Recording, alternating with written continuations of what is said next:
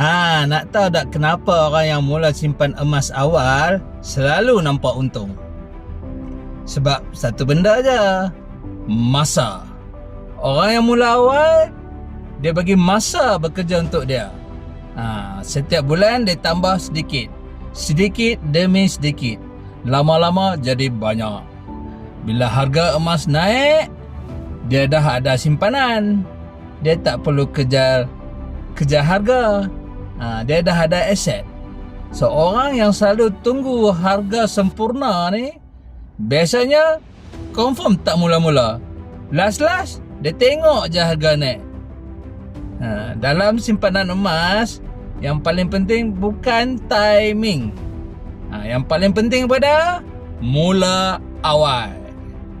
Kalau kau nak mula simpan emas dengan sistem yang betul, komen awal, aku bantu kau mula.